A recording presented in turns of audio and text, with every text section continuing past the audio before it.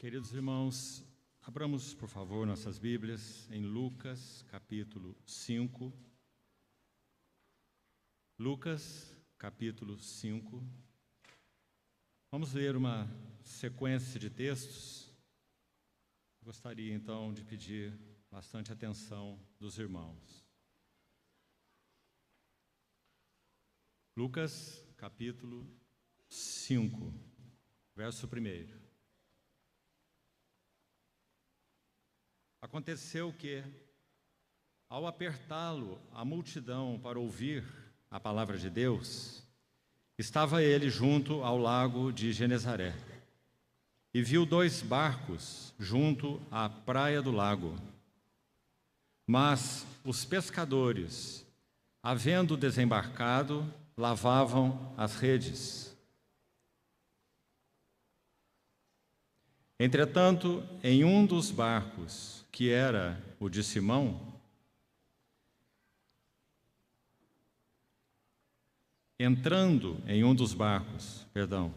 que era o de Simão, pediu-lhe que o afastasse um pouco da praia, e assentando-se, ensinava do barco às multidões.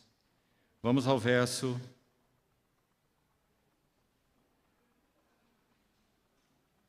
12. Aconteceu que, estando ele numa das cidades, veio à sua presença um homem coberto de lepra. Ao ver a Jesus, prostrando-se com o rosto em terra, suplicou-lhe: Senhor, se quiseres, podes purificar-me. E ele, estendendo a mão, tocou-lhe, dizendo: Quero, fica limpo. E no mesmo instante lhe desapareceu a lepra. Vamos a um terceiro evento, uma terceira cena, no verso 17. Ora, aconteceu que num daqueles dias estava ele ensinando e achavam-se ali assentados fariseus e mestres da lei, vindos de todas as aldeias da Galiléia, da Judéia e de Jerusalém. E o poder do Senhor estava com ele para curar. Vieram então uns homens, trazendo em um leito um paralítico, e procuravam introduzi-lo e pô-lo diante de Jesus. Vamos ao verso 27. Passadas estas coisas, saindo viu um publicano chamado Levi, assentado na coletoria, e disse-lhe: Segue-me. Ele se levantou e, deixando tudo, o seguiu. Aqui já temos uma quarta cena neste capítulo. 4 eventos. Verso 33.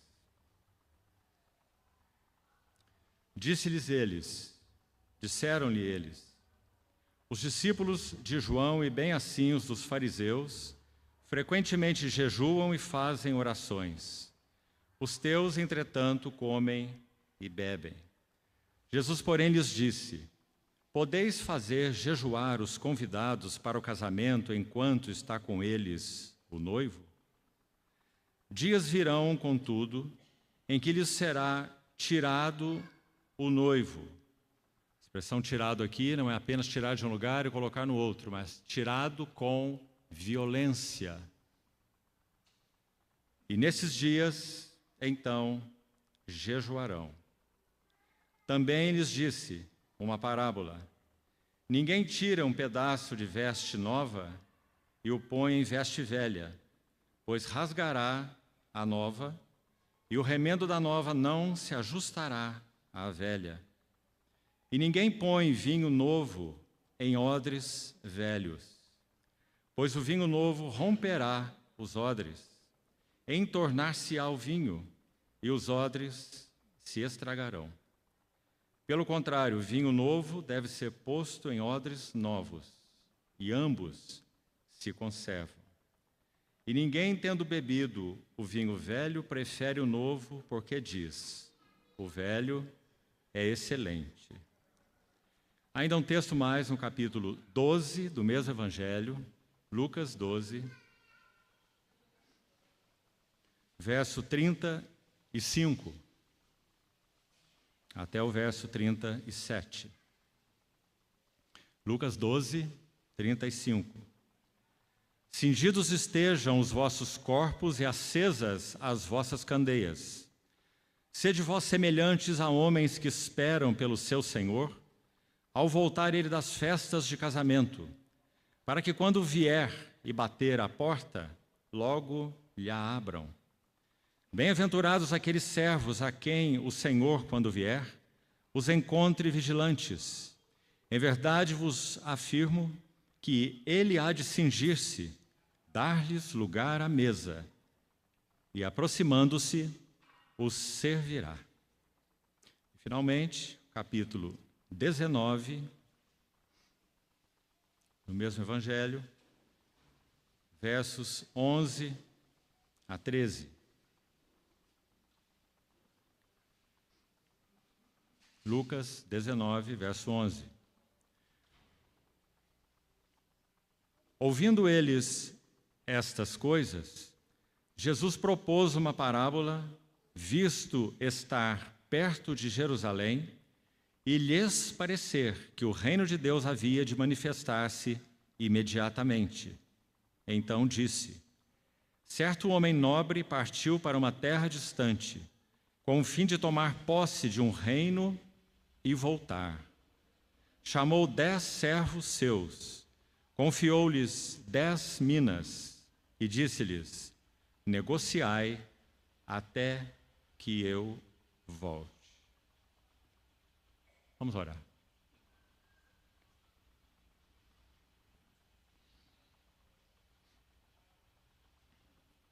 Amado Pai Celestial, com gratidão, reverência e expectativa, apresentamos Tua Santa Palavra, lida, e a colocamos em Tuas soberanas mãos. Suplicamos a provisão e a habilitação do Teu Espírito Santo, para que possamos compreender além da letra, compreendermos aquilo que o Senhor realmente quer nos dar através desses textos. Fala-nos ao coração, fala-nos pessoalmente, intimamente e também coletivamente. Assim nós esperamos em Ti, esperamos tudo de Ti. Supre-nos. Em nome de nosso Senhor Jesus é que oramos. Amém. Amados irmãos, meu encargo para os dias que teremos, 5 períodos, é ficarmos nesses 3 capítulos lidos. Nós vamos ver uma sequência muito instrutiva, muito preciosa, muito rica, no que se refere à habilitação do Senhor para os seus vasos de testemunho. Capítulo 12, por exemplo, que não será assunto para hoje, hoje ficaremos com o capítulo 5, nós vamos ver que todo aquele capítulo, um longo capítulo, ele é dedicado a essa questão dos vasos do testemunho do Senhor. Então podemos dizer que aquele capítulo tão central no Evangelho de Lucas, Lucas tem 24 capítulos, esse capítulo 12 tem a finalidade de posicionar os discípulos como vasos do testemunho do Senhor. Então esperamos o Senhor, quando chegarmos lá, nós vamos ver quanta riqueza há naquele capítulo, no que concerne às necessidades de preparação daqueles vasos e, consequentemente, em qual responsabilidade que o Senhor confiará a eles como servos vasos, digamos assim, ou vasos servos. Os servos são vasos e os vasos são servos, para que então eles possam assumir a sua responsabilidade como vasos do testemunho e, de acordo com a responsabilidade assumida, eles serão retribuídos na parousia ou na vinda do Senhor. Então, vamos manter esses itens, esse quadro inicial na nossa mente. E para fazer um resumo dele, eu vou repetir aqui. No capítulo 5 de Lucas, será nosso alvo para essa noite, provavelmente exclusivamente essa noite. Então, peço ao Senhor que use de misericórdia conosco, nos dê atenção, para nós vermos essas 4 cenas que já citei no capítulo 5. Porque elas são cenas de preparação. Capítulo 5 de Lucas, repetindo então, uma vez mais, aborda a preparação de vasos novos para conterem o vinho novo. Não é assim que o capítulo 5 termina? Os irmãos atentaram para a parábola que nós lemos? Digamos que ela é a coroa, ela é o clímax do capítulo 5. Depois de Lucas ordenar os 4 cenários juntos, e nós vamos ver por quê, e vamos ver a beleza do progresso que há aí, após fazer isso, ele coroa esse capítulo 5. Então, ele está coroando esse assunto da preparação de vasos novos para conter o vinho novo, porque ninguém põe um vinho novo em odres velhos. Essa talvez tenha sido a primeira de todas as parábolas proferidas pelos lábios do Senhor. Veja a importância disso. Você sabe que a primeira menção na Bíblia de qualquer assunto, qualquer verdade, qualquer conceito, qualquer ideia, estabelece na palavra de Deus um princípio de interpretação. Todo primeiro é extremamente importante na Bíblia. A primeira palavra, a primeira menção de uma palavra, amor, graça, verdade, ou seja o que for, estabelece o princípio sobre o qual o Espírito Santo alongará e destrinchará esse ensino por todas as outras escrituras, onde esse termo, essa ideia, esse conceito, essa verdade aparecer. Graças a Deus por essa autoconsistência da palavra de Deus. Ela se interpreta. E ela então, a partir de uma primeira menção, ela faz uma própria evolução. Verdade sobre verdade, luz sobre luz. A vereda do justo é como a luz da aurora, que vai brilhando mais e mais até ser dia perfeito. Isso é verdadeiro com relação à palavra de Deus também. Então, no capítulo 5, nós temos a primeira parábola proferida pelo nosso Senhor Jesus. Então, ela é de extrema importância. E mais uma vez lembrando, ela está coroando os 4 cenários que vamos compartilhar nessa noite, que tratam da preparação dos vasos novos para conter um vinho novo, para quê? Para a sua autossatisfação? Não. Para o testemunho do Senhor. Guarde isso. Então, capítulo 12, para termos o quadro geral primeiro, e também repetindo, então, uma vez mais, o capítulo 12 posiciona de uma maneira única. Que o Senhor nos ajude no estudo e meditação dele quando chegar o momento oportuno. Ele é um capítulo que posiciona os discípulos como vasos do testemunho do Senhor, alertando sobre perigos específicos. Primeiro, o Senhor, naquele capítulo 12, menciona 2 elementos que destroem o testemunho do Senhor na vida dos vasos ou dos servos. Quais são esses elementos? Hipocrisia e avareza. Capítulo 12. Veja a contundência desse capítulo.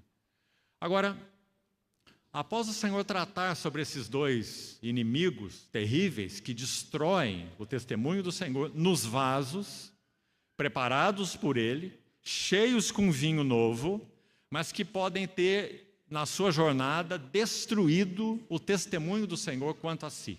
Então ele diz, acautelai-vos do fermento dos fariseus, que é a hipocrisia.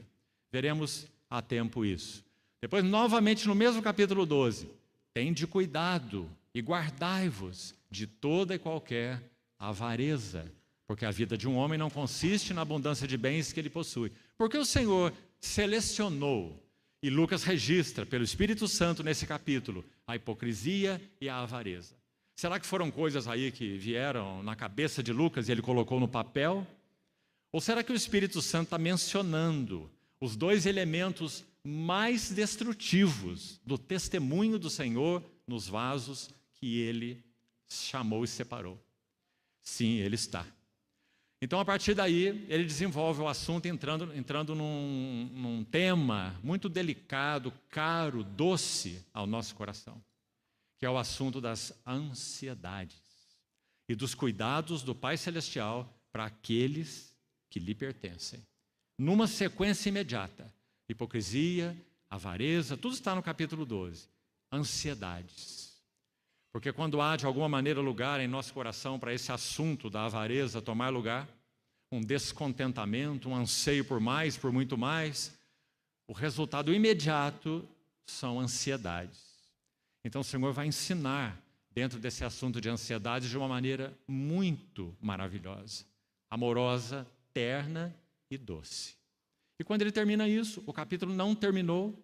Veja que capítulo imenso nós temos aí, todo centrado nesse tema, vasos do testemunho do Senhor. Quando ele conclui esse tópico ligado a ansiedades e os cuidados do Pai Celestial, ele então entra em mais uma parábola, chamada a parábola do servo vigilante. Então aí, quando estivermos mais ao final desse período todo que teremos, nós queremos mencionar especificamente esse par, que peça ao Senhor que chame a atenção de todos os nossos corações, em função da iminência da vinda do nosso Senhor. E esse par é responsabilidade e retribuição. Isso nós vamos encontrar na parábola do servo vigilante, Lucas 12, e vamos encontrar na parábola das minas, Lucas 19. Eu gostaria de colocar tudo que vamos compartilhar nessas 5 sessões debaixo de um título. E o título está aí no capítulo 19, verso 13. Uma importante frase nesse versículo. E a frase é: negociai até que eu volte. Negociai até que eu volte. Então o Senhor vai falar da responsabilidade dos vasos que foram preparados para o seu testemunho. Lucas 5. E finalmente, avançando pelo capítulo 12 e indo ao capítulo 19, nós temos essa frase que também culmina toda a ideia, desde o capítulo 5. Qual é a ideia? Negociai até que eu volte. Uma mina para cada servo, 10 minas, 10 servos, vasos do testemunho do Senhor. Meus irmãos, enquanto nós cantávamos esse último cântico, tão precioso, o Rei da Glória, o Rei dos Reis, e nós cantamos a última estrofe sem instrumentos, para que ouvíssemos bem a voz da congregação. Isso não é um antegozo do que nós teremos naquele dia? Milhões de milhões, milhares de milhares, em torno do trono, dizendo: digno és. Meus amados irmãos, nós estamos vivendo certamente, seguramente. Ouça, por favor, um irmão mais velho aqui. Nós estamos vivendo nas últimas badaladas do relógio de Deus. Antes que o nosso Senhor Jesus rasgue os céus e mostre de novo a sua face para aqueles que o aguardam. E cremos que inicialmente só para aqueles que o aguardam, que serão então tomados por ele, arrebatados até o trono, quando Satanás será lançado na terra e haverá na terra grande tribulação. Meus amados irmãos, que o sentido de Maranata ele possa crescer e crescer de tal forma nos nossos corações, que tudo em nossas vidas pessoais, relacionais, serviçais, em todos os níveis, na igreja e com relação ao mundo, nosso serviço ao mundo, possa ser ordenado debaixo desse Maranata. Vem, nosso Senhor. Então, o capítulo 12 e o capítulo 19, especialmente, eles estão focados nesse assunto. 2 parábolas. Servo vigilante, o rei que vai para as festas de casamento, e então ele retorna e vai ter com os seus servos.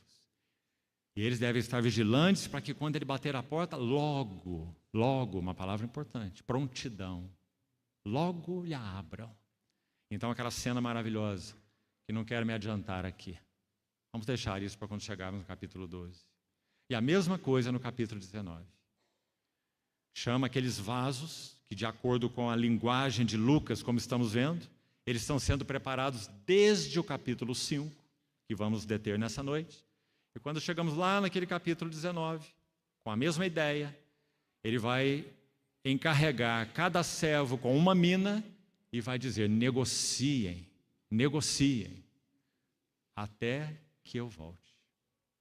Então, preparação, responsabilidade e retribuição.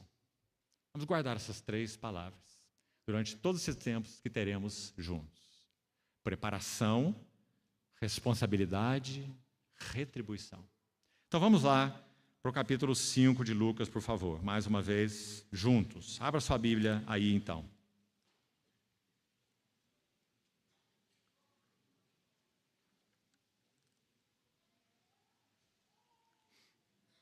Ouça com atenção.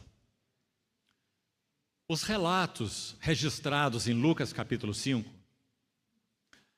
os 4 cenários, os 3 últimos seguem uma ordem cronológica.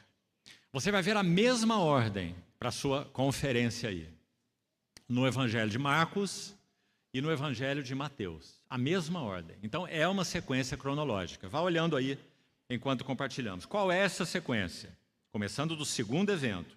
A cura do leproso, segundo o registro de Mateus, ocorre imediatamente depois do Sermão do Monte. Nós vamos ver por que um detalhe lindo a respeito dessa cura aí ter sido feita imediatamente após o Senhor concluir o Sermão do Monte. Então nós temos aí o segundo relato, preste atenção, é a cura do leproso. O terceiro relato, ou terceira cena, se quiser, é a cura do paralítico, em Cafarnaum. E o quarto cenário é o chamamento de Mateus, o autor do Evangelho de Mateus, Levi. É o quarto cenário.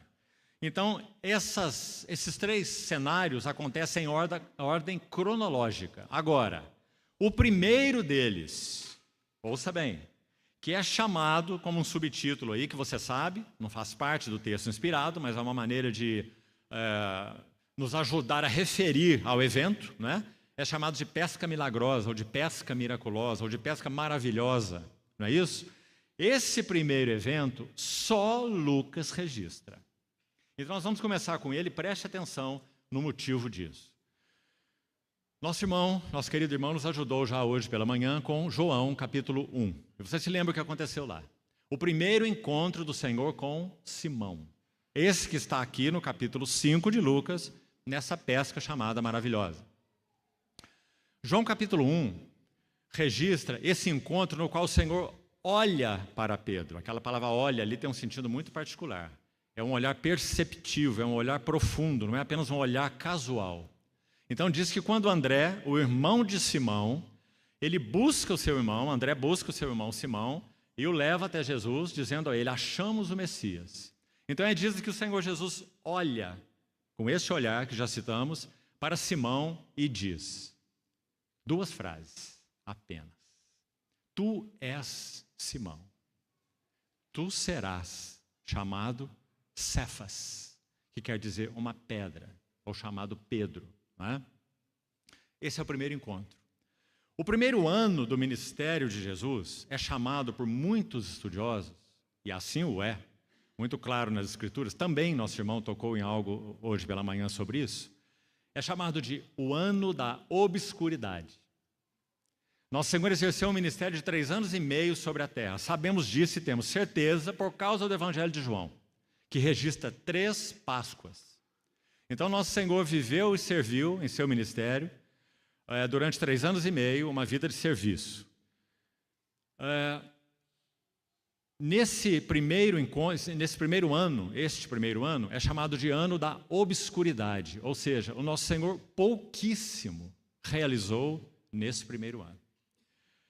Uma das coisas que ele fez nesse primeiro ano está registrada aí em João capítulo 1.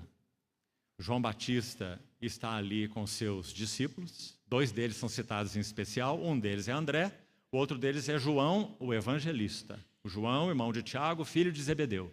Eram discípulos de João chamado Batista.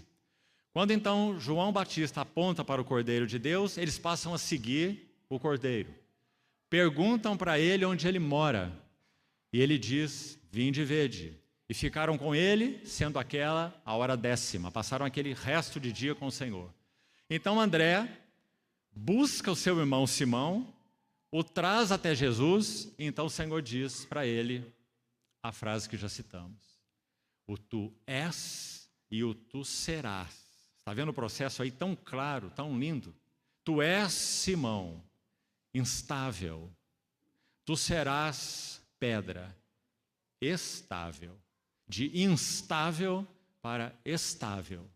Tu és Simão, tu serás Cefas. Esse foi o primeiro encontro. Agora escute bem. Não há em João capítulo 1 um chamado para o discipulado. Preste atenção. Então ali o Senhor não está convocando a eles para serem os seus discípulos em tempo integral. Ou seguirem após ele, andarem após ele. Então faça a sua consulta, registre aí essa cronologia. Quando você vai a Marcos 1 e Mateus 4, então você tem o chamado para o discipulado. Que é quando o Senhor diz assim: vinde após mim, e eu vos farei pescadores de homens. Esse é o chamado para o discipulado. E tanto Mateus quanto Marcos concluem esse relato como, você se lembra? Então eles, deixando imediatamente as redes, o seguiram. Tanto Mateus quanto Marcos. Então aí está o chamado para o discipulado em tempo integral. Então primeiro o encontro em João capítulo 1, quando eles continuaram exercendo seus ofícios, mas o Senhor já os havia chamado. Depois o chamamento em Marcos 1 e Mateus 4, vinde após mim, eles deixaram as redes, imediatamente o seguiram. E então, por um motivo que não sabemos, porque não está registrado na Bíblia, eles voltam à pesca. Como nós sabemos que eles voltam à pesca? Por causa de Lucas capítulo 5. Lucas capítulo 5 não é o registro de Marcos 1 e de Mateus 4. Em Marcos 1 e Mateus 4, eles estão lançando as redes ao mar, porque eles eram pescadores. Em Lucas 5, eles pescaram, não apanharam nada e estavam lavando as redes. Os eventos são muito distintos.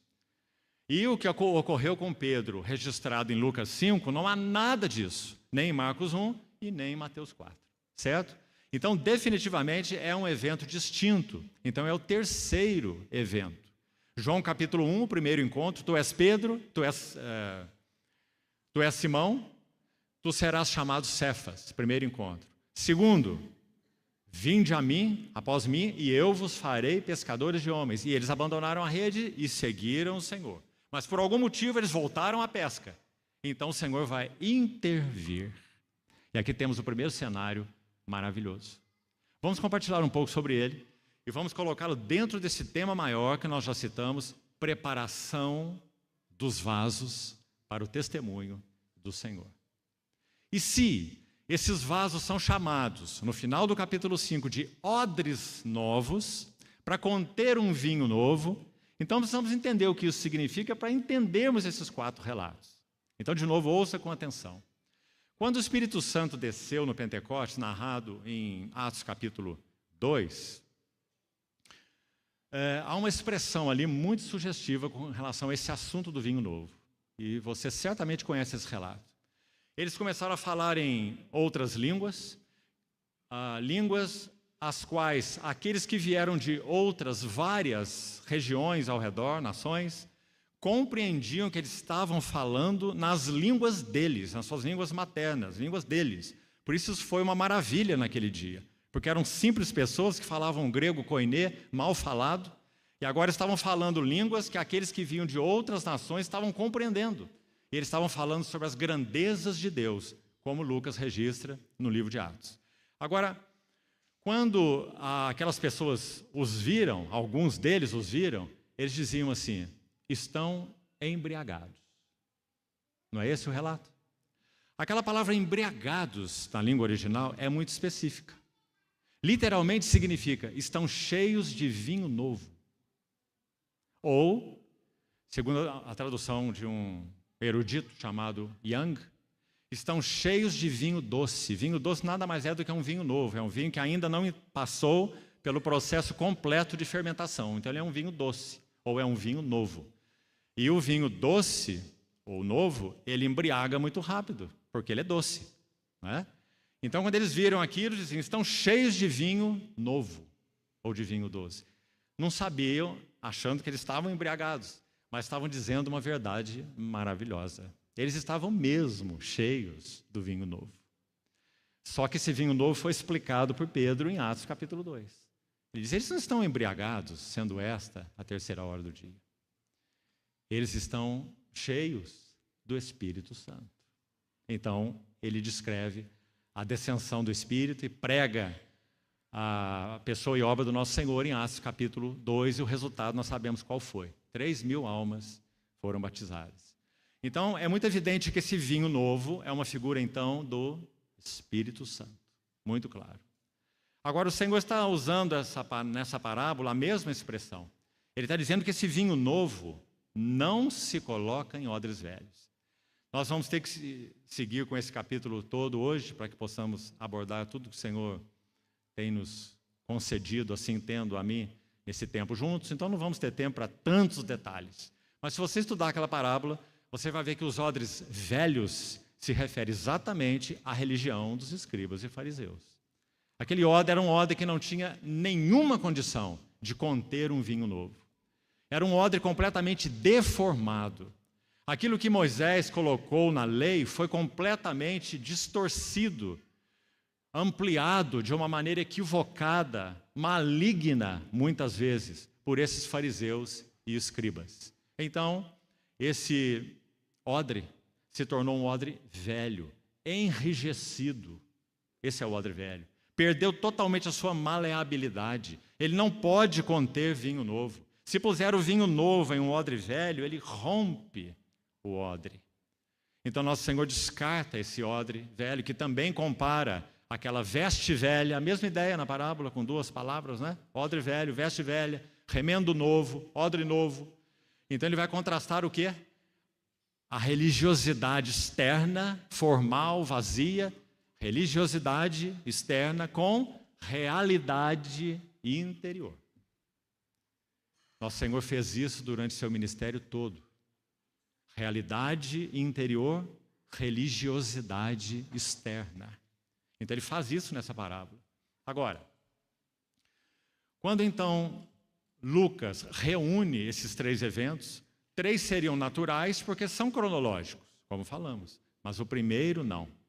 Então entendemos que sim, o Espírito Santo que inspirou Lucas, esse autor tão meticuloso, tão metódico, tão preciso, quando ele coloca no capítulo 5 essa narrativa da pesca maravilhosa, entendemos que aqui realmente o Senhor quer nos dar algo. Ele quer nos mostrar 4 cenas, ele quer nos mostrar 4 estágios. Guarde isso.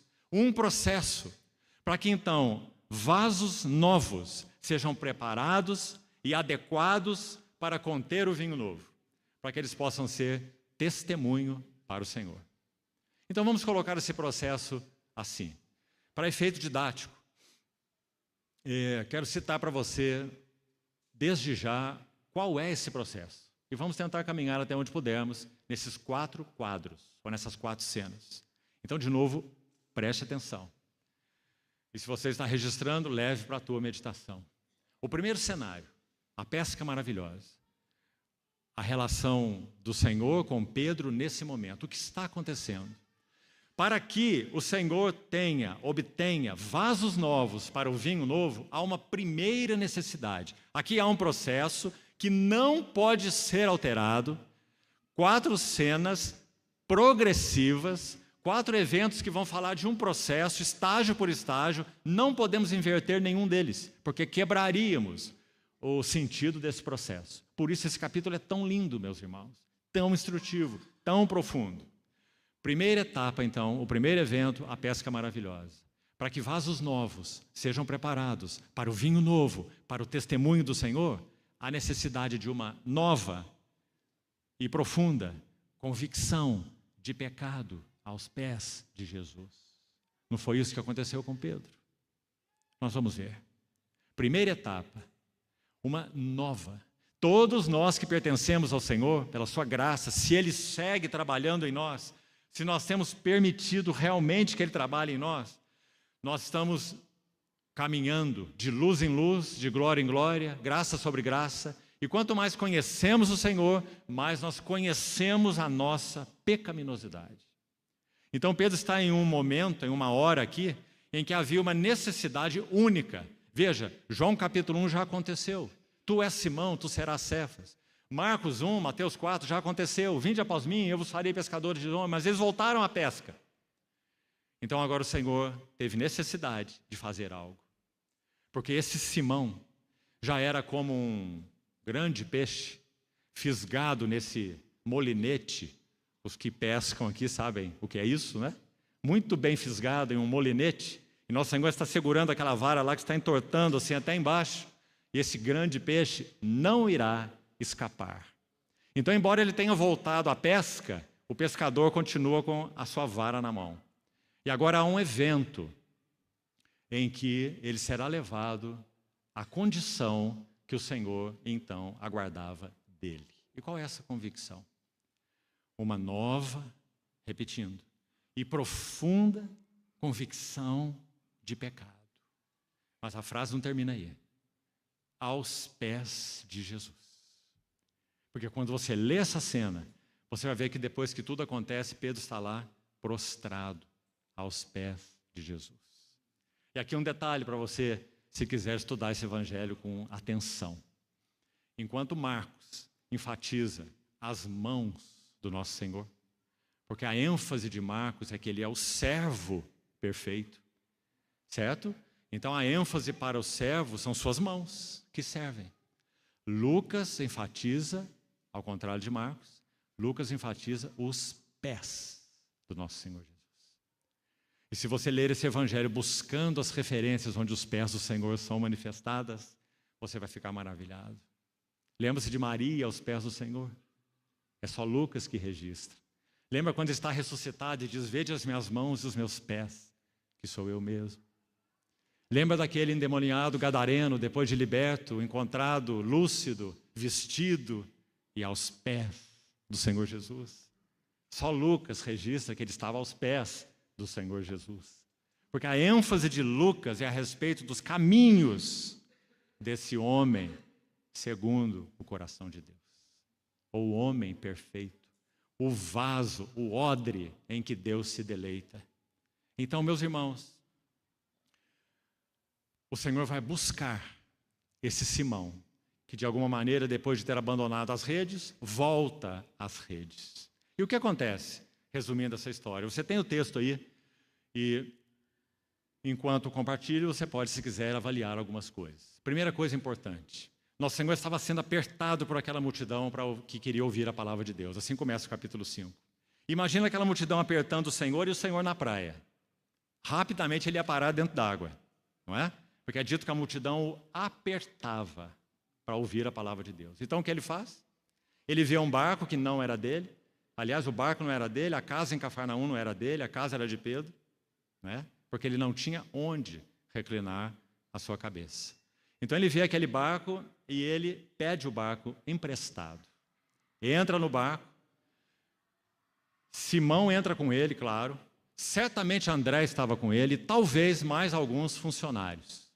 Então ele pede que o barco seja afastado da praia um pouco, porque nosso Senhor, além de tudo que ele é, ele também é físico.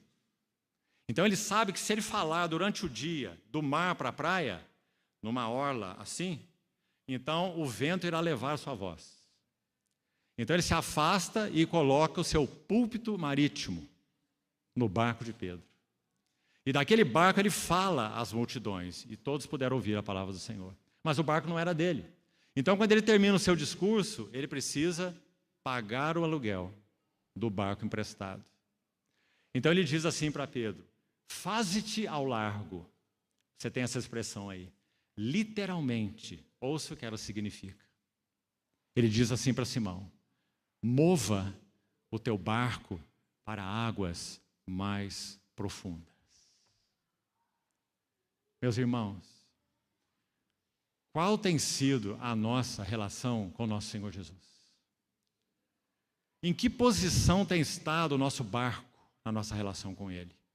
Certamente, para aqueles que realmente creram nele, Ele já olhou para cada um de nós e disse, tu és e tu serás.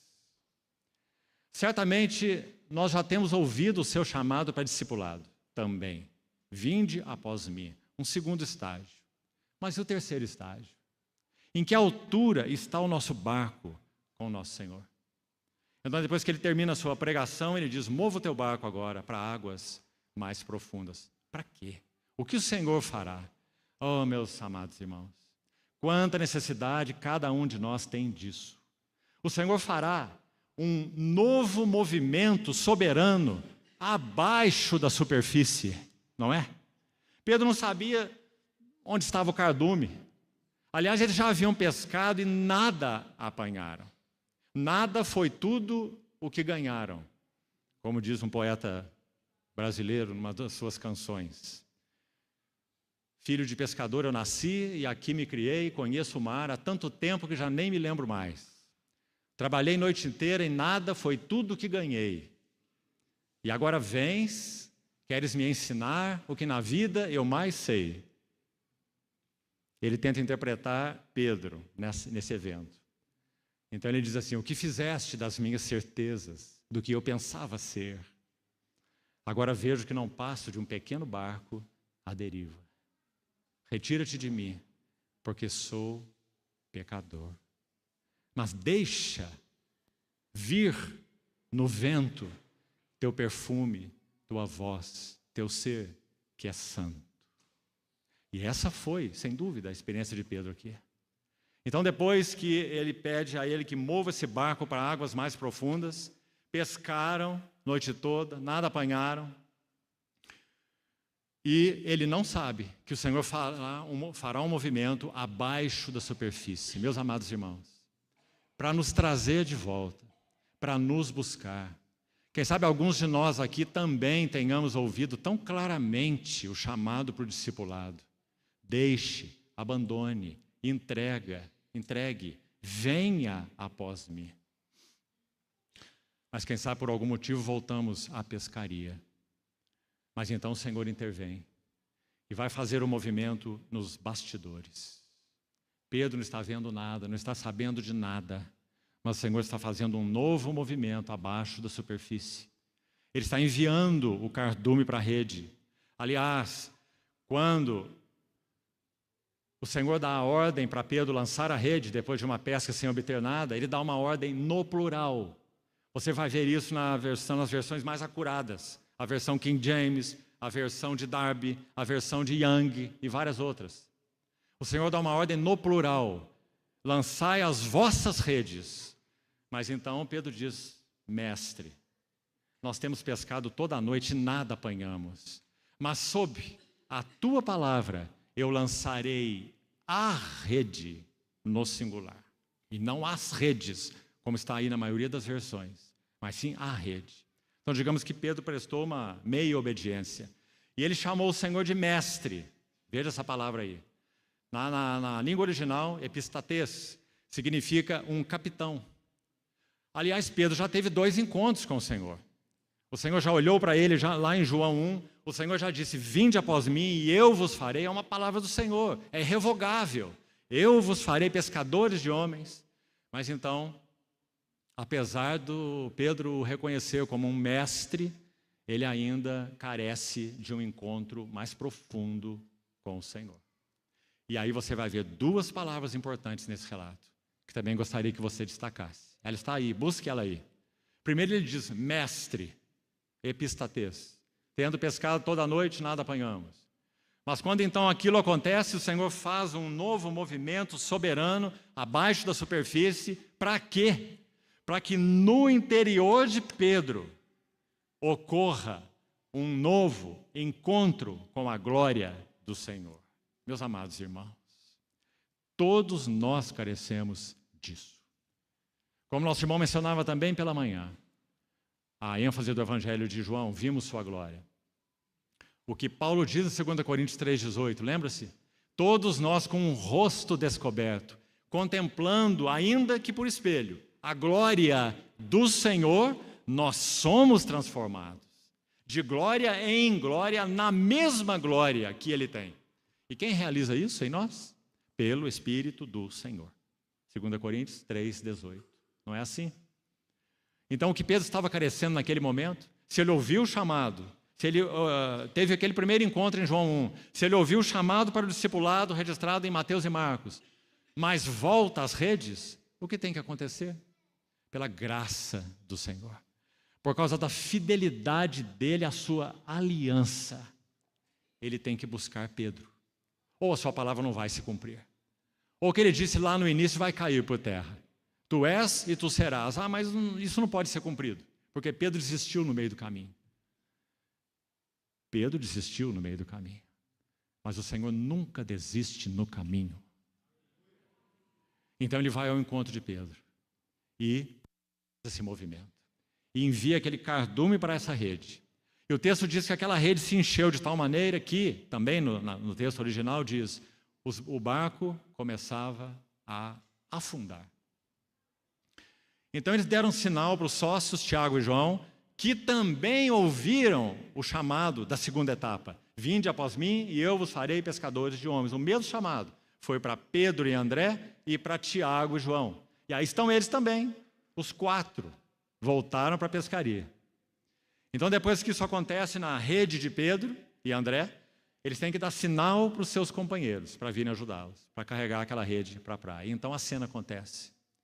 Esse Simão, que primeiro, antes da rede ser enchida com os peixes, ele usou a expressão mestre. E já é uma linda expressão. Ele está dizendo, você é o capitão do barco.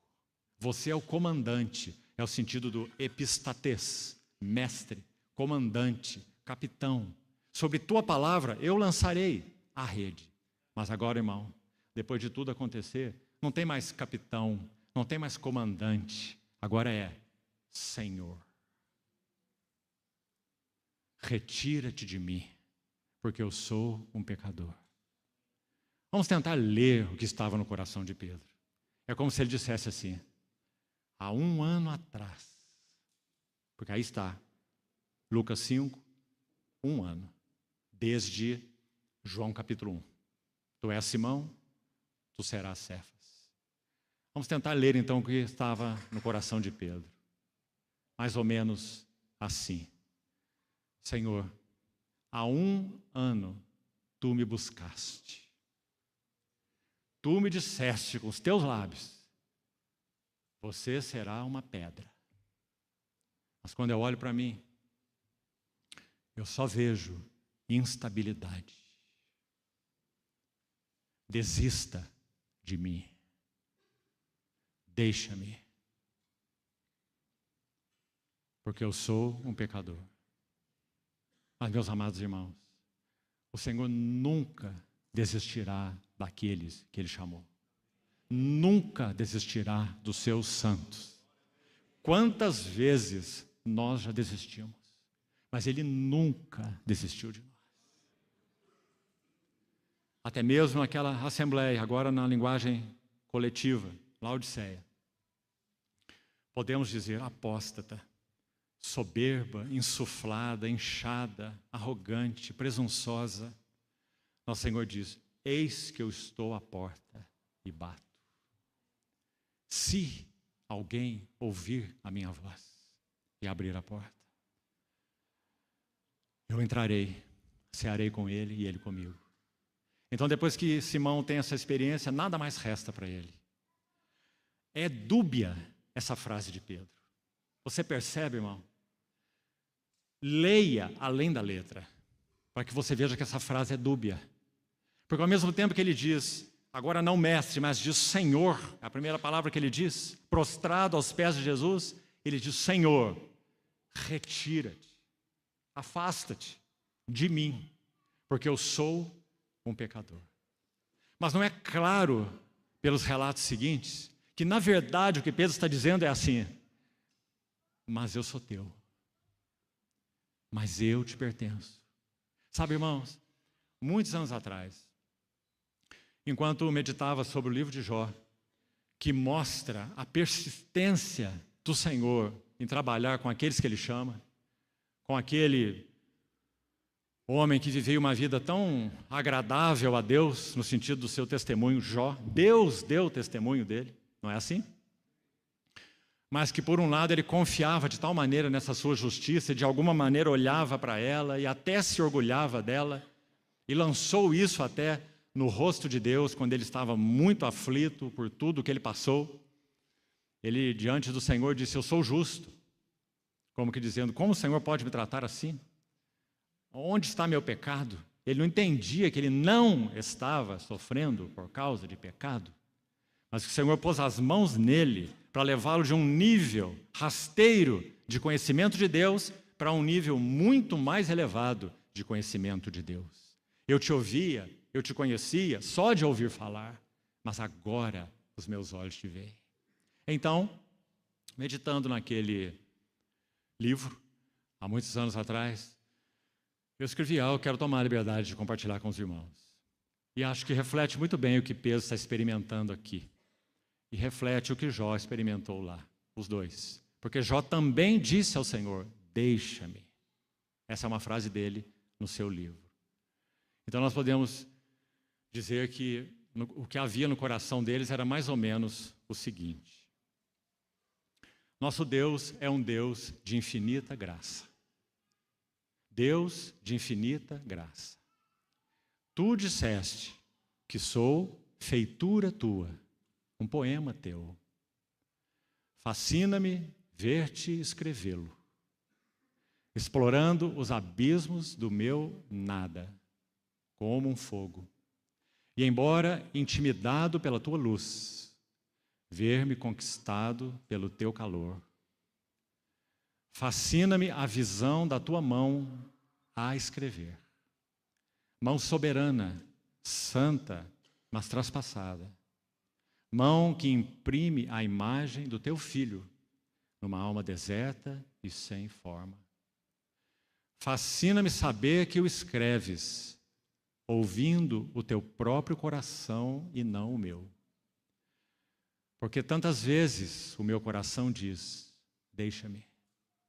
Mas o teu coração diz: tu és meu. Não foi essa a experiência de Pedro? Não foi essa a experiência de Jó? Meus irmãos, quando o Senhor faz esse movimento soberano abaixo da superfície, no interior de Pedro agora, há um encontro novo com a glória do Senhor. E é isso que nós temos carecido, para que nós possamos prosseguir com Ele. Então, essa história termina assim. Primeiro passo na preparação desse odre novo. E é progressivo. Todos nós precisamos responder a esses movimentos soberanos do Senhor nos bastidores, usando circunstâncias que nós não detectamos. Relacionamento conjugal, filhos, trabalho, relacionamento com os irmãos, circunstâncias, perdas, muitas vezes, movimentos soberanos abaixo da superfície, buscando o quê? Não apenas pagar o aluguel do barco com uma boa quantidade de peixes, mas atingir o interior do pescador, que abandonou o seu chamado e voltou à pescaria. Um encontro novo, profundo, com a glória do Senhor. Esse é o primeiro passo. Se queremos ser vasos novos para conter vinho novo para o testemunho do Senhor, esse sempre será o primeiro passo. Então, meus irmãos, pensemos sobre isso. Peçamos ao Senhor. Em Ti, Senhor, está o manancial da vida, e na Tua luz, vemos a luz. Diante da glória dEle, vemos quem nós somos. Que aquilo que somos seja exposto de maneira cada vez mais profunda diante da glória do nosso Senhor, para que sejamos transformados de glória em glória. Agora, olha o segundo evento e o segundo passo. Vamos dar, então, esse segundo passo. Preste atenção aí. Verso 12, então, menciona a cura do leproso. Aqui nós vamos dar um passo mais rápido para podermos concluir os 4 nessa noite. O que acontece na cura desse leproso? Apenas 2 destaques. Há uma frase muito especial nesse relato, que está aí no verso 12. Diz assim: aconteceu que, estando ele numa das cidades, veio à sua presença um homem coberto de lepra. Está vendo esse termo coberto aí? Pleres. na língua original. Olha que interessante.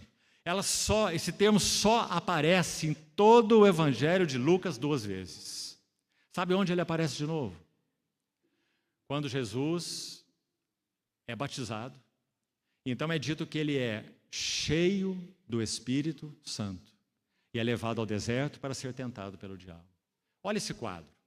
As únicas 2 menções dessa palavra cheio no Evangelho de Lucas. Lucas 4:1, Jesus cheio do Espírito Santo. E Lucas 5, nessa narrativa, um homem cheio de lepra. E a ideia aí é que ele está leproso da planta dos pés até a cabeça. Então, por isso essa palavra cheio, coberto, cheio de lepra, desde a planta dos pés à cabeça. Agora, se nós vamos ao relato de Mateus 8, esse homem ouve o Senhor, muito provavelmente, proferir o Sermão do Monte. Quando o Senhor termina o Sermão do Monte, Mateus capítulo 8, é dito que ele desce do monte e imediatamente, assim é um relato de Mateus, esse homem leproso se aproxima dele. Então, muito provavelmente, esse leproso ouviu o Sermão do Monte. Agora, você se lembra do Sermão do Monte? O chamado Sermão do Monte, Mateus 5-7? É dito que quando o Senhor, primeiro em Mateus 7, já no final do sermão, nosso Senhor disse assim: pedi, dar-se-vos-á. Buscai, achareis. Batei, abrir-se-vos-á. Não é assim? Quando ele conclui o sermão, Mateus registra assim: as multidões estavam maravilhadas. A ideia é como que assombradas, magnetizadas. Estavam maravilhadas da sua doutrina. Porque ele ensinava como quem tem autoridade e não como os escribas. Então nosso Senhor desce daquele monte, encontra um homem coberto de lepra. Esse homem que é um homem cheio do Espírito Santo. Então, esse homem se aproxima dele. Agora você vai ter que estudar o quadro por você. Levítico 13. Quando o sacerdote examinava um homem leproso, e assim esse é o contexto aqui desse homem leproso, ele o examinava com muita minúcia. E interessante, quando esse homem estava coberto de lepra da cabeça aos pés, ele era declarado pelo sacerdote como um homem limpo. Aí você lê esse texto de Lucas 13, você fica bastante curioso. Como pode isso, se ele está coberto de lepra, ser declarado pelo sacerdote como um homem limpo? Então, se você for estudar, você vai compreender por quê. Porque esse tipo de lepra, que atingiu o homem da planta dos pés até o alto da cabeça, ele já estava em um tal estágio que não havia mais possibilidade de contaminação, contágio, por um lado, e por outro lado, não havia possibilidade de cura. Então é um homem incurável, mas também a sua lepra agora perdeu a capacidade de contágio. Você vai ver isso em Levítico capítulo 13. Então o sacerdote poderia declará-lo limpo. Então isso explica porque Lucas, que é médico, ele usa a expressão cheio de lepra. Porque ele está apontando para um homem nesse estágio, ou seja, ele poderia estar junto da multidão, então, ouvindo o Senhor ministrar o Sermão do Monte. Do contrário, ele não poderia. Ele teria que estar fora do arraial, com os cabelos desgrenhados, não é assim? Com partes do seu corpo coberta, e quem se aproximasse, ele teria que dizer: sou imundo, sou imundo. Mas agora esse homem está ali, nessa condição. Então, meus irmãos, quando imediatamente o Senhor desce do monte, esse homem se aproxima dele. E é muito interessante o relato, não é? Ele diz: Senhor, se tu quiseres, podes me purificar. Numa situação incurável aos olhos humanos. Então o Senhor diz: eu quero, fica limpo. Um grande comentarista, Campbell Morgan, interessante o que ele diz. Não sei se é bem assim, duvidar de Campbell Morgan é uma coisa séria, não é? Então, estamos sendo ousados aqui. Mas o que ele diz é o seguinte, que, segundo o preceito da lei de Moisés, isso não era tradição dos anciãos, não era deturpação da lei, era um preceito da lei de Moisés. Ninguém podia tocar um leproso. E como então ele disse, ele entende que nosso Senhor cumpriu absolutamente toda a lei de Moisés, inclusive, não só a lei moral, mas a lei cerimonial também. Então nosso Senhor não podia tocar o leproso, certo? Porque a lei cerimonial, a lei de Moisés, a palavra de Deus, não permitia que um leproso fosse tocado por ninguém. Então o que ele diz? Aí vem a explicação dele. Você não precisa aceitar. Ele diz assim: quando o nosso Senhor diz, eu quero, ele já foi purificado, o homem. E então a mão do Senhor tocou o leproso. Então ele coloca esses dois estágios. Não é? Não sabemos se isso foi exatamente assim, mas afinal de contas, isso não é o mais importante. Não é? O importante é o fato. Ele disse, se quiseres, tu podes purificar. E nosso Senhor disse, eu quero, fica limpo. E imediatamente, então, ele foi limpo da sua lepra. Agora, uma frase aqui, ainda que eu gostaria de destacar. Quando nosso Senhor diz, eu quero, fica limpo, nós temos um segundo estágio nessa preparação dos vasos novos. Se o primeiro é que nós avancemos em novas, vamos colocar no plural, novas e mais profundas convicções da nossa pecaminosidade diante da glória e da santidade do nosso Senhor, foi o que aconteceu com Pedro, um encontro com a glória do Senhor, retira-te de mim, eu sou um pecador. O segundo passo é que então carecemos de uma nova e profunda purificação. Para onde nós iríamos apenas com uma nova e profunda convicção de pecado? Nós iríamos para a loucura, não é? Nós iríamos para o nada. Mas após uma nova e profunda convicção de pecado, relato de Pedro, nós temos uma nova e profunda purificação, o leproso. E esses são os dois primeiros passos. As 4 cenas se dividem em 2 e 2. Porque quando se conclui essa cena com o leproso, queria que você visse, olha o que é dito no verso 16. Olhe, por favor.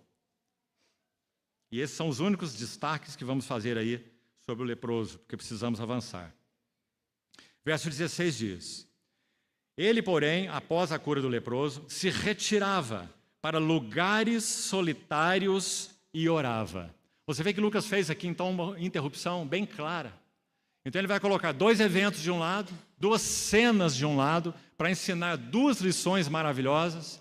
Sem dúvida, o Espírito Santo quis fazer isso, usando a pena de Lucas, e 2 cenas de outro lado, que vamos compartilhá-las brevemente daqui para frente. No meio, o que nós temos? Ele se retirava para lugares solitários e orava. Lucas menciona 7 vezes, 7, completude, o Senhor orando, 7 vezes. O Senhor Jesus era um homem de oração. Então, após esses 2 eventos, a pesca maravilhosa, a cura do leproso, ele se retira para lugares solitários e orando. Nós podemos imaginar nosso Senhor orando aqui. Qual é o próximo lugar? Onde está, ó Pai, a tua vontade? Onde tu estás? Qual é o teu caminho? Quais são as tuas intenções? Por isso ele orava. Então, próximo relato. A cura do paralítico em Cafarnaum. Vamos resumir essa história também. Você conhece muito bem. Aquele homem é levado por 4 amigos, sobem naquele eirado, tiram um pouco das telhas, descem aquele paralítico. Imagina essa cena. Desce aquele paralítico, Jesus estava pregando e começa a descer do alto um paralítico, no meio da sala.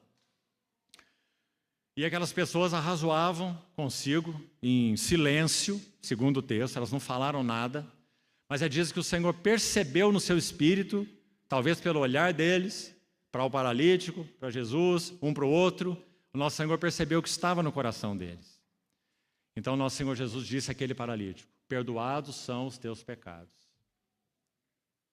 E então, ele sabia que eles arrazoavam no coração que só Deus era capaz de perdoar pecados, e como aquele homem poderia dizer aquilo.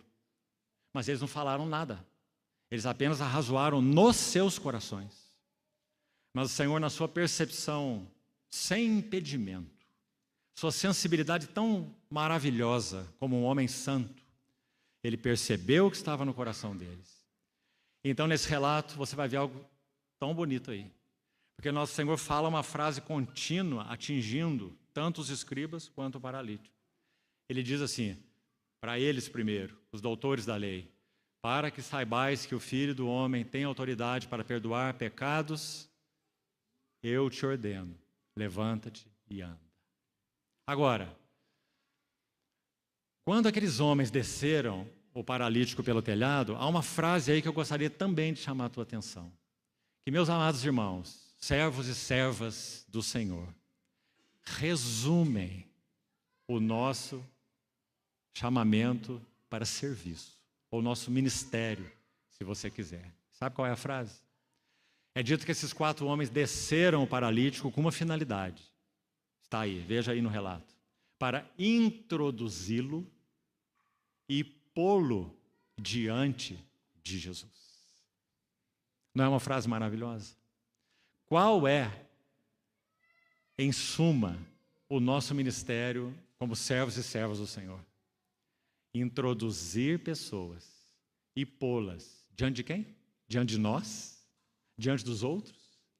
Introduzi-las e pô-las diante de Jesus.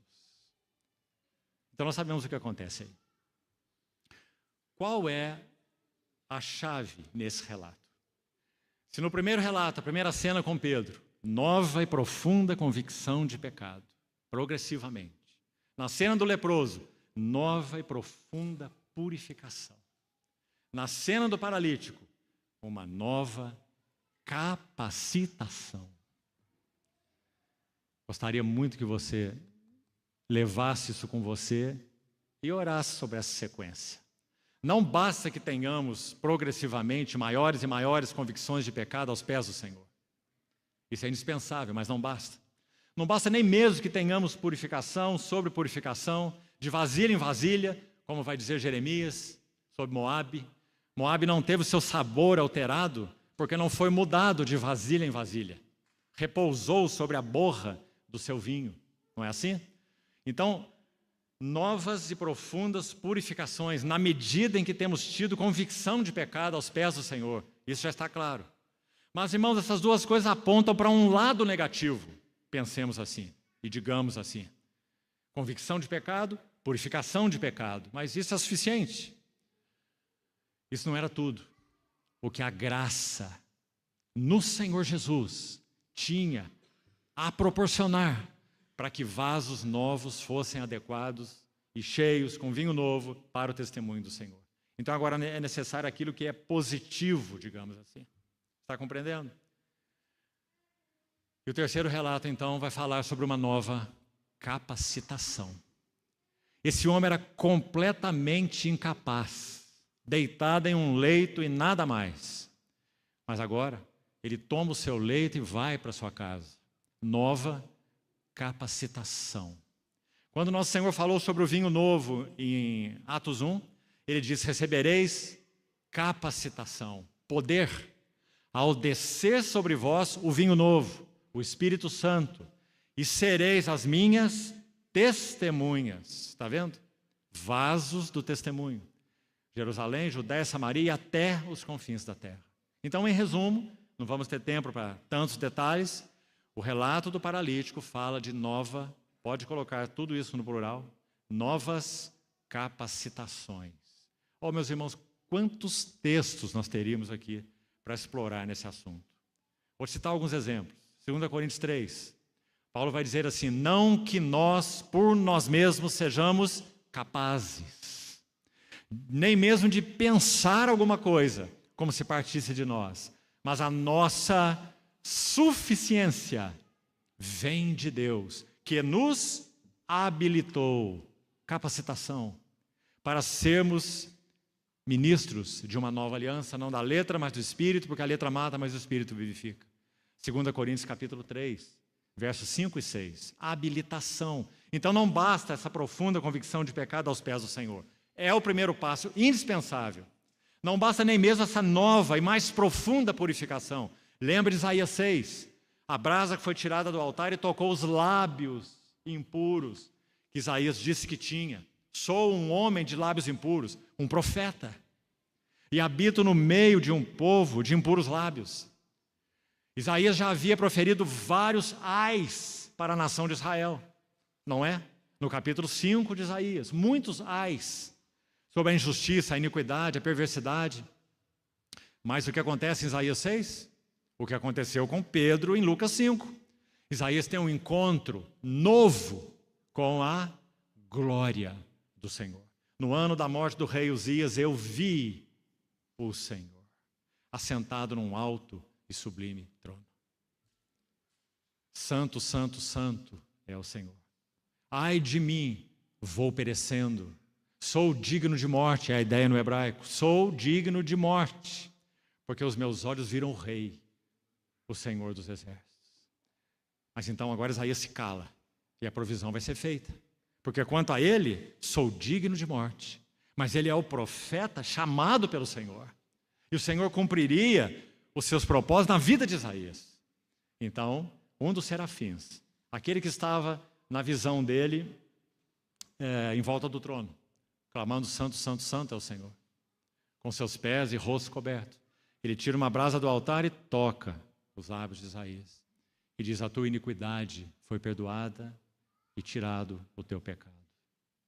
Você vê o mesmo processo aqui em Lucas 5. Convicção de pecado, purificação. Os dois primeiros relatos. Então agora Isaías pode falar de novo. Porque Deus falou, a quem enviarei? E quem há de ir por nós? Quem? Aqueles que tiveram um encontro com a glória do Senhor. Do contrário, todo o nosso ministério será profissional, sem o encontro com a glória do Senhor. A quem enviarei e quem há de ir por nós? O Senhor continua buscando cooperadores, vasos de testemunho. Então ele pôde responder rapidamente, eis-me aqui, envia-me a mim. Então, meus irmãos, terceira cena, capacitação, o paralítico. E guarde essa frase que destacamos. Os amigos o introduzindo e o pondo diante de Jesus. O que nós necessitamos para sermos capacitados aqui, ali, acolá, progressivamente? Sermos introduzidos e postos diante de Jesus. Ninguém é capacitado em seminários. Ninguém é capacitado com estratégias, com novos métodos, com pragmatismo, com técnicas. Nós só podemos ser capacitados sendo introduzidos e postos diante de Jesus. Então, meus amados irmãos, temos a última cena e aqui vamos terminar. A vocação de Mateus, o chamamento de Levi. Tão simples os dois versículos que lemos. Vamos ver de novo. Olha o que diz, verso 27. Passadas essas coisas, mais um relato. Saindo, Jesus viu um publicano, chamado Levi, assentado na coletoria e disse-lhe, segue-me. Apenas isso, segue-me, para esse publicano.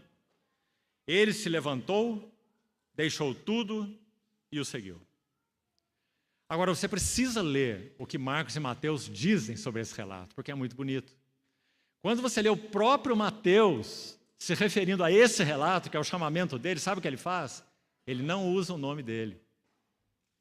Que lindo, você não acha?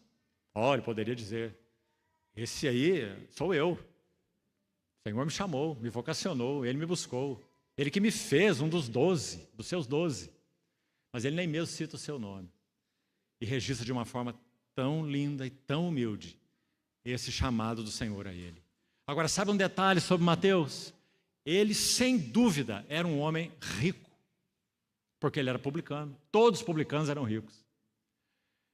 Um dos comentaristas sobre esse texto, na verdade, nós temos duas posições aí, vou citar as duas. Uma delas é que os publicanos, eles pagavam uma taxa anual para Roma, porque eles eram, você sabe, né, do povo judeu, mas eram funcionários do Estado romano, para cobrar impostos dos irmãos, dos judeus. Por isso eles eram tão odiados, porque esses impostos eram exploratórios. Então é dito que eles pagavam, os publicanos, uma taxa anual para o Estado, para Roma, e podiam ficar com tudo que eles arrecadassem. Se isso for verdade, eles eram muito ricos. Mas há outros estudiosos que dizem que de tudo que eles arrecadavam, eles pagavam uma taxa. Então eles teriam que fazer um registro muito bom de tudo que era cobrado, porque eles pagariam uma taxa sobre o que era cobrado. De qualquer maneira, todos os publicanos eram homens muito abastados. Então você vai ver na sequência que Levi deu não uma festinha, né? Uma recepçãozinha, mas é dito que ele deu um grande banquete e convidou Jesus. Agora, tão significativo, irmão, esse registro, porque o que Levi está fazendo? Aquilo que nós lemos no relato do paralítico e que resume o nosso serviço e também a nossa necessidade, como nós falamos. Levi, depois de receber um chamamento tão maravilhoso do Senhor, um homem odiado pela nação, um publicano, sabe lá em que estado estava o seu coração? Jesus o chamou e ele simplesmente levantou da coletoria, deixou tudo e seguiu o Senhor. E foi para casa preparar o banquete. E é dito que ele convidou os colegas publicanos. Imagina essa turma que estava lá, não é? E mais fariseus, escribas e outros. Chamou para dentro da casa dele. O que ele está fazendo? Introduzindo e pondo pecadores diante de Jesus. Não é maravilhoso? Então o Senhor tem aquela oportunidade tremenda com aquelas pessoas. E aí então ele fala sobre os odres novos e o vinho novo. E os odres velhos e o vinho velho. Agora tem algo aqui sobre Levi que eu ainda gostaria de destacar. E vamos terminando. Quando o Senhor disse a ele, segue-me, o que está acontecendo no interior de Levi? Pense se fosse você o publicano. A não ser que algo estivesse ocorrendo no seu interior e que o chamado, a presença, a pessoa, a palavra do Senhor tenha sido de tal forma contundente, arrasadora para o coração de Levi ou Mateus, ele nunca faria o que ele fez, porque ele está deixando tudo. Agora, meus irmãos, não é apenas a questão de deixar tudo. Outra nota que eu gostaria de destacar aqui. Ele está colocando tudo aos pés de Jesus. Sua casa, seus bens, e chamando as pessoas, introduzindo-as e pondo-as aos pés de Jesus. Meus irmãos, esse é o uso mais bendito que podemos fazer da nossa casa e dos nossos bens. Que nossa casa e nossos bens existam para introduzir pessoas e pô-las diante de Jesus. Do contrário, elas não têm finalidade, senão autointeresse. Então essa expressão tão linda aí, segue-me, ela contém tanto por trás dela. Na verdade, podemos dizer que o Senhor está dizendo para Levi, seja meu companheiro, segue-me, tem esse significado. Agora, sabe o que é interessante? Quando você vai ao primeiro relato, na chamada pesca maravilhosa, nosso Senhor, o Espírito Santo, através de Lucas, usou esse termo companheiros. Quando é dito que aquela rede se enchia de peixes, eles tiveram que fazer sinal para os seus companheiros do outro barco. Você se lembra desse termo lá, no capítulo 5? A palavra, na língua original, metokos, companheiros, sabe o que significa? Ser alguém que partilha serviço, ou seja, um sócio, como é dito lá, não é? Tiago e João eram sócios de Pedro e André. Então, essa é a palavra, um dos sentidos da palavra metokos, companheiros, sócios, que partiram de uma função, mas olhe mais, a mesma palavra é aplicada para os que partilham de uma mesma dignidade. Olha que lindo.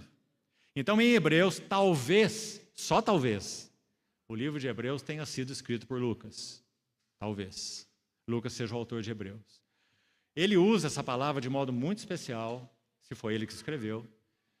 De qualquer maneira, isso é fato, né? Essa palavra é usada de maneira muito especial no livro de Hebreus. É dito assim, Hebreus capítulo 3, santos irmãos que participais de uma vocação celestial. Hebreus 3:1. A palavra para participar lá é esta aí, companheiros. De novo, no capítulo 3 mesmo de Hebreus, verso 14. Vós vos tendes tornado participantes de Cristo. De novo, é a mesma palavra. Participantes de Cristo em que sentido? Cristo é Cristo e nós somos nós. Como nós participamos de Cristo?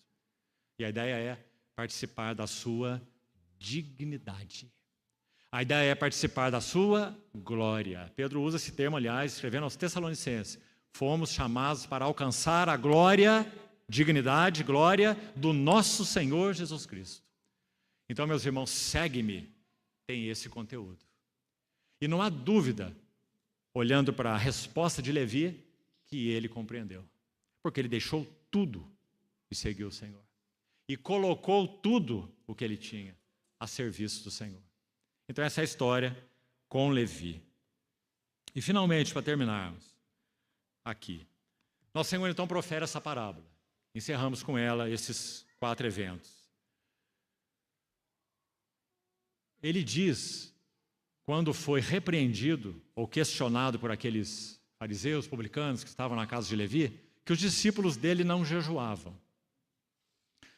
E então eles perguntam, os discípulos de João Batista jejuam, mas os seus discípulos, na verdade acho que eles queriam dizer, são comilões e beberrões, né? Mas para não dizer assim, eles disseram, comem e bebem, porque Jesus mesmo foi chamado de beberrão, né? E amigo de pecadores.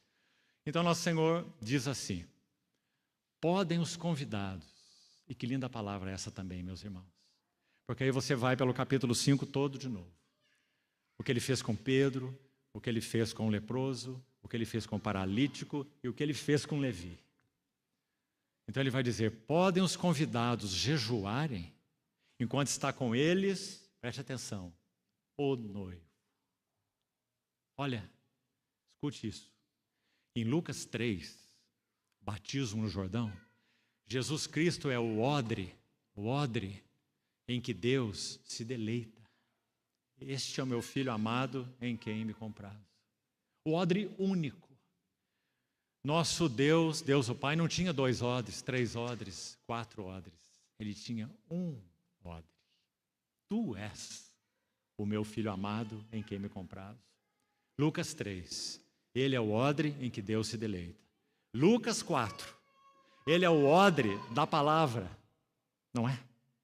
Ele é o que abre Isaías 61 e lê aquele texto. O Espírito do Senhor está sobre mim. O odre da palavra, cheio do Espírito Santo, para proclamar libertação aos cativos, evangelizar os pobres, apregoar o ano aceitável do Senhor. O odre deleitável, no capítulo 3, o odre da palavra, no capítulo 4, e no capítulo 5, o que ele é? O noivo. O noivo. Enquanto está com eles o noivo, eles não irão jejuar. Mas quando for tirado, como já dissemos, a palavra tirado aí, tirado com violência, uma referência à sua morte na cruz. Quando o noivo for tirado com violência, então eles jejuarão. Uma palavra sobre isso para terminar. Meus irmãos, enquanto o Espírito Santo estiver encontrando lugar em nossas vidas para operar esse processo descrito nessas 4 cenas, convicção de pecado mais profunda, purificação mais profunda, habilitação mais completa e, finalmente, quanto a Levi, um novo interesse. Depois de uma nova capacitação, paralítico, um novo interesse, uma nova ocupação. Deixou tudo e o seguiu. Enquanto o Espírito Santo encontrar lugar para operar isso em nós, e quanto mais isso for profundo em nós, o que acontecerá conosco? Hoje, o noivo está presente ou o noivo está ausente? O noivo está ausente. Então, meus irmãos, quanto ao céu, a festa, porque ele lá está, entronizado à destra da majestade nas alturas. Quanto ao céu, festa. Oh, que bom, porque quantos santos já não estão aqui, já estão com Cristo. Quanto ao céu, festa, mas quanto à terra, até que o noivo venha, jejum. O que significa isso? Significa que nós somos chamados para vivermos para os seus interesses. Isso é jejum. Vivermos para os seus interesses. E aqui eu gostaria de concluir. Oremos ao Senhor. Pense novamente sobre esse último quadro, Levi. levantou-se, deixou tudo e o seguiu. Levi foi tocado no cerne do cativeiro do homem. Qual é o cerne do cativeiro do homem? Autointeresse. Viver para mim, viver por mim, viver de mim. Autointeresse.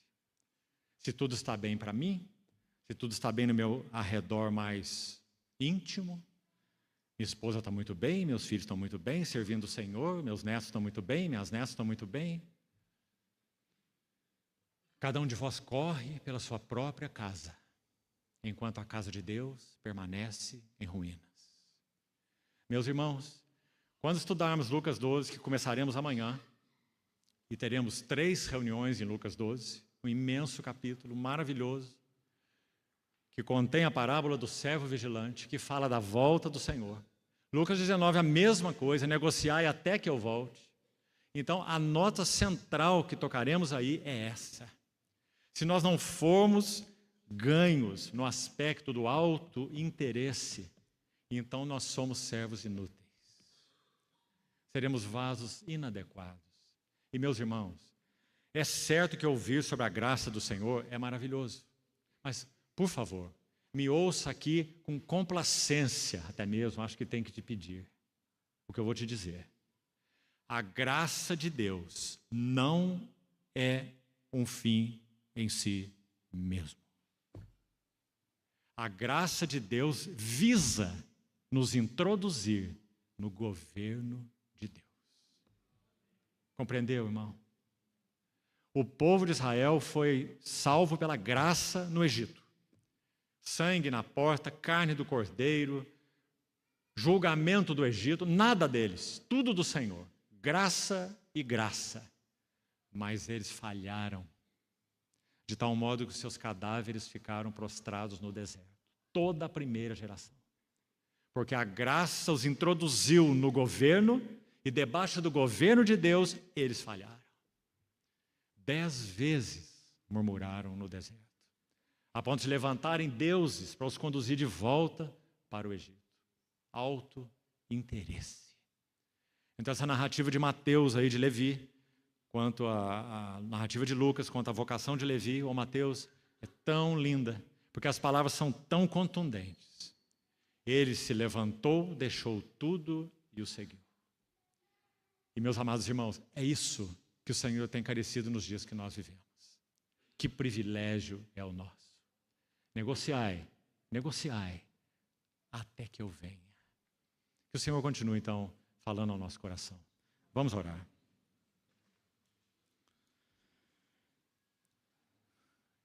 Querido Senhor, confiadamente entregamos às tuas mãos